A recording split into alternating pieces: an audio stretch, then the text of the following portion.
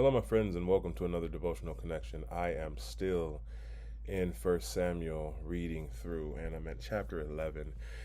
And chapter 11 details one of my favorite stories of all time. And there's a reason it's one of my favorites in the Bible, and it's because it reminds me of a couple of things. But I'm going to read to you the story a little bit and familiarize yourself with it.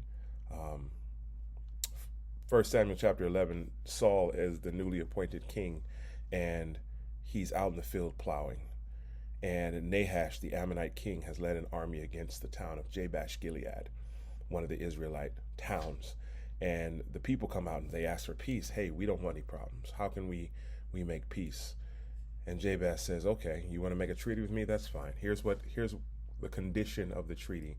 Gouge out your right eye, every one of you, as a disgrace to all of Israel. He wanted to make sure that they couldn't rise up against him ever, and he wanted to make sure that everyone knew they were cowards. And they asked to give them 7 days to send out word through all of Israel.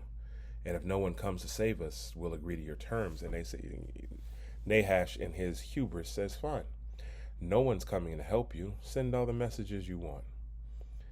And verse 4 says, when the messengers came to Saul, who was out plowing, and the people, they broke into tears. And Saul heard what was going on. And the Spirit of God came upon Saul, and he became angry. Ooh. I didn't know until I read that the Spirit of God can make you angry. The Bible says he took 2 oxen, he cut them into pieces, and sent the messengers to carry them throughout all of Israel with this message. And this was the message. The cut up pieces were sent, and he says, this is what will happen to the oxen of anyone who refuses to follow Saul and Samuel the prophet into battle. And the Lord made the people afraid of Saul's anger, and all of them came out together as one. And Saul gathered 300,000 men from Israel and 30,000 men from Judah. And Saul sends messengers back to Jabesh Gilead and says this, we will rescue you by noontime tomorrow.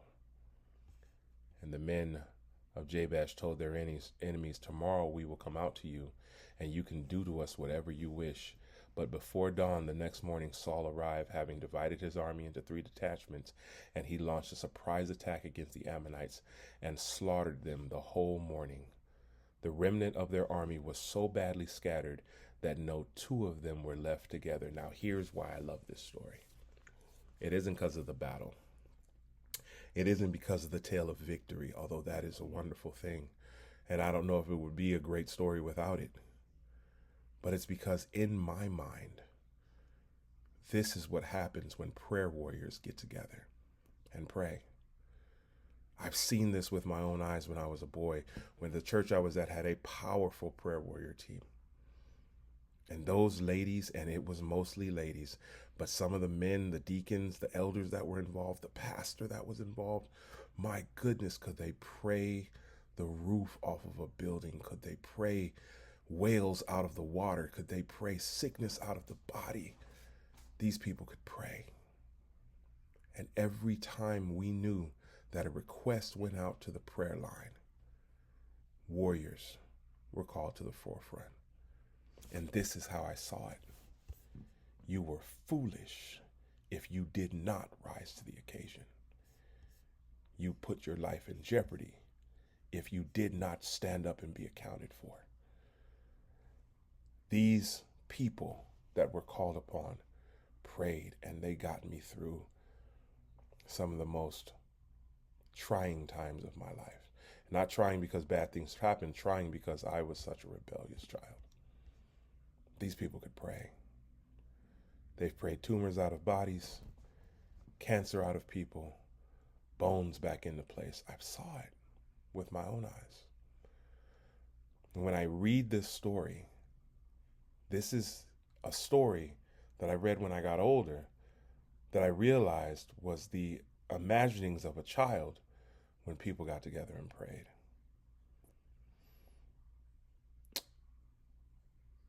The Spirit of God came upon Saul and made him angry, and he challenged the people to rise up and fight for their families and fight for their friends.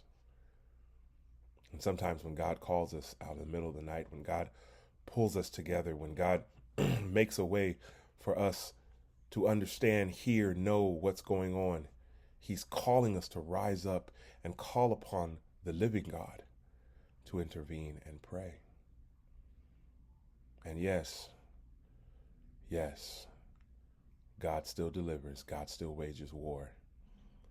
And yes, God still wins. But we have to do our part. We have to show up to the battle. We have to show up to the front lines. We have to pray. We have to invite God into the places.